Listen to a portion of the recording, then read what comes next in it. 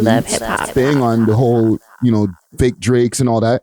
Big salute to Steamin' Hot Grabba with a variety of different Grabba flavors and dispensers. They got red rose Grabba, that red herring Grabba, and peanut butter. Hit them up on their Instagram page, Steamin' Hot Grabba, and use the code We Love Hip Hop and receive a discount on your order. Again, you can find them on Instagram, Steamin' Hot Grabba. Now let's get back to the show. Cheer! Big salute to this episode's sponsor, Exotic Hot Pots, with great strains and merch and delivery all across the GTA. You can hit them up on their Instagram page, Exotic Hot Pot CA, or subscribe to their Telegram at Exotic Hot Pot. Let them know that you heard about them through the We Love Hip Hop podcast. Salute to the sponsors. Cheer! Drake's been on vacation now, technically how long? When did I'm just not sitting there with my calendar Friday. I'm sorry. My bad. I'm the superstar over here. Timing him at Air Canada when's he landing on the clearport. Okay, what I'm gonna do is I'm gonna go. Summer? I'm gonna pull up his album because when the album dropped is technically when he announced that he was going on vacay. All right. So for all the dogs, the original one, not the what do you call it? The deluxe. The deluxe. Dropped October 6th. Yeah. So that's when he was like, yo, I'm going to be taking a break for the next couple of years or whatever the time length that he said it was going to be. Okay. And maybe it's just me. I don't know. During a space of time now that time has passed, after he dropped the deluxe and all that, I'm thinking, what are you going to do with your free time? You're the biggest rapper in the world. You done ran the music game for the last 13 years, let's say. What do you do for the next year or so, fam? Do you work on music? Isn't he on doing deals with Steak and shit? Yeah, he's been had that, and I don't know. I think we all follow him on Instagram, right? Max win. I need to Max win. I know. Like, what is he like on Instagram right now? And like, I'm seeing like pictures of him in Turks and videos of like, what do you do for the next, let's say, 2 years? Do you work on new stuff? Yeah. Do you just relax and chill and then just raise your family? Like that too. Like you're the biggest rapper in the world. This is not a situation, but it's like a scenario that like Jay-Z, he's gone indefinitely. We're not like he come back when he wants to. This man said, I'm just taking a break. A little break. Right? And then I'm gonna come back. Yeah. Which means he's gonna go live some life. Do whatever he did before again. You know what I mean? Because he knows it's the year to balance. Yeah. If anything, he's going to get himself into a mind state of how do I approach this as a grown man now? What's going on? What have I, he's going to probably make some big purchases so that he can talk about on his, when he's stunting on records again in the next 10 years, right? He's just the greatest, bro. So the greatest needs rest. You know what I mean? You got to come back and come back harder. I feel like he would get bored, fam. If I'm the biggest rapper in the world and I've been just out on road all the time, always just foot on these motherfucking necks, bro, I'd probably get antsy, be like, want to come off vacation. Like, fam, I want to get back in the studio, get back on the stage again. Like, let's go. Then that would be like, the part of me as the fan, I'd be like, this is where maybe he should have really drawed for an artist that could have been just as big as him and molded them into as big as him, where he wouldn't feel antsy. He'd be watching now his creations come to manifestations, right? Yeah. So that's tricky, right? Like, yeah, you're right. He probably wants to come back because he doesn't have an artist that's like topping besides Bad Bunny. Is Bad Bunny signed to those guys for real? I'm pretty sure. Is that a real thing? Is he signed to... Probably signed to Drake. To Cash Money or Drake or whatever? Probably signed to Drake. Yeah, probably. All right. Didn't Drake sign a deal too? 400 million? What's like, Spotify or something like that? No, he signed like a major deal with, I think, Universal or something. Yeah, 400 million. And he dropped a lot of music since that deal. So like... It's probably paid off by now. Yeah, I mean, he might have like maybe 1-2 projects left. You know what I'm saying? So like I can, take a break for another 2 years and then come back with a project. What do you think Drake's music is going to look like after the break of, let's say, a year or 2 years, let's say, like how Kendrick does it, fam?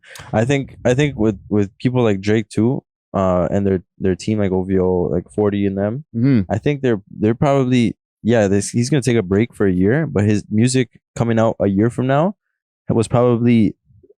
is ahead of the time, and they've made it before the time. You know, like these guys are making songs, so it's timeless. These guys are making songs for 2030 now. Knowing what's gonna pop off 2030, you know, it's kind of like, it's weird to think about it, but they know the trend before it's popping. Because they're setting the trend. They're preparing it. Yeah, exactly. So they're making music right now and knowing that this is like 2030. People haven't even like can't comprehend this type of music right now. I think what he'll also do is he'll pop up on a couple people's records, and that's when we know he's about to, you know, make a comeback. Yeah, like he's gonna pop up on a couple people's records, blow up their records for them, and you know what I mean, keep the flow going. I also think that this should be the time for he can talk. Go do some long form talking. What? Like go talk to some people. Like go do some interviews, podcasts, like long form podcasts. Like, you know, the complaint that everybody was having when he did it the other night though, didn't he? With his live stream? Yeah. That's different. Like all these new ways that everybody was complaining, like not everybody, but the Elliot Wilsons of the world were complaining, like, you know, you're doing these new forms of content to promote your thing. You don't have nothing to promote now. Okay. So now you got time to go sit with We Love Hip Hop or Elliot Wilson or anybody for like a 2.5 hour podcast and really give it up in that, like do a year of PR, like, or a year of just like, or just whatever he wants when he wants, but it's not for a specific reason, right? So now we can talk about your life rather than, oh, you got this project coming up, you know, let's get into the music. Cool, but like let's get your full life story. Yeah. You know what I'm saying? Because you don't have something that you're specifically promoting in this time that we got to get to these different points. No, this is just a piece of content that's just going to sit until whenever you drop your next shit, bro. You know what I'm saying? But you got the time to do it. Maybe that's just me putting the ad out there. Is he approaching the time that a documentary is like? Maybe something like that, bro. Because like he doesn't have a documentary yet. No. But like Kanye does. Yeah, but those are those artists that are full of themselves, really. Yeah, but Drake of all people though, his documentary is gonna be like in the movie theater, type shit. Like, it's gonna be a film in itself with like probably awards, you know, behind it and everything. Well, they snuff him a lot when it comes to certain awards, but yeah. But give us some long form content, some long form Drake content where like you're like, yo, that 2-hour piece of something that we watched was sick. Yeah. And then we just keep on going back to it years after years. That's what he'll do to you now. Instead of him sitting down with you, he'll give you guys something like that. I win. A Drake doc. You'll be always trying to get that. Like you see when he has that mystique to him, right? Now if he goes around like a little bitch and whoring himself to all of us, and now everybody got an interview with Drake. The exclusivity is not there anymore. He's done. Trust me. Hold on. I'm not saying go to everybody. Come sit with us. Yeah, for sure. And then go do your doc. and then your doc. For sure. Hit us before the doc. Hit us up. You know what I mean? Don't step on the work too much and make it, dilute it. Just sit with one set of demands. I know. Home team. I know. I get you. But I'm just more like, I'm a very, I'm realistic. He could do 2 other pods. No, just one. No, just one, dog. Us. Just one. That's all you need, fam. We'll give you the best history story and all that type of stuff because we were here, we were there. Why don't you do the documentary? Yeah. Hey, if you need a narrator for the documentary, listen, bro, I do all that shit off the top of the head, bro. I don't even y'all don't need to write nothing down, fam. Just sit me in the room and I'll just start telling the story, fam. For him. The hell, fam. Well, that's always the way, but the exclusivity will I think he'll lose it if he goes anywhere. He actually has to be out the door. And then it's like a 60-minute. Then it's like, you know what I'm saying? If he ain't even been to academics, fam, he ain't even been to academics. But academics I know this is academics. Yeah. He doesn't even do a pod anymore like that. He has his pod, but academics, even though he's the media guy and he's the live stream guy, he's not the interview guy. Okay, with all due respect, he's gotten better at his interviews over the last 2 years or year and change, but he's never been the you know, you got to go to him and do an interview. If you're going to do an interview more times, it's like Charlemagne, Joe Budden, maybe even Nori, even though I'm not going to diss Nori, but Nori, sometimes he's Mr. Interrupt this. So now thinking of it like this, now, if I'm just a realistic person, like you running down that whole list of people, I think personally, and then when I see him do other things and the way it's arranged, like how they're speaking with him and he's speaking back, the whole dialogue. Yeah. I have a feeling he doesn't like journalists or like even interviewers. It's probably for him, it's annoying. Right? It could be a mix of annoying and like, I don't get control. Okay, check this out now. If you're a Drake connoisseur, that's something you need to find out, because then the approach is that's how he'll actually reach to you, because now you're going to put it in a way where he can be in control. We ain't trying to do no got yous on a nigga. Like I'm just saying, like, how would you get a person to you who's very exclusive if everything is the same? Everybody's doing the same. Like, they all want to interview him. They don't want to just sit and be like, yo, what kind of toothpaste you use? Like, you know what I'm saying? Like, if it was so it's like that, and then he'll be like, huh, with his drink in his hand, like, shit. You know what I'm saying? Now, instead of like, okay, growing up in Toronto, how was that? You know what I would love to do? If I'm going to do an interview with him and do it differently, like, because I was there for a lot of these first and like literally there in the same club or the same, seeing to come up, right? We just chop it up, like reminisce, like, yo, you remember when this happened? Yeah. Yo, you remember when we were doing this? And when you're in front, and then the interview could be like, you can get the life story and the history from that, rather than, hey, so what date was you doing this? And remember, what were you from then? Nah, fam.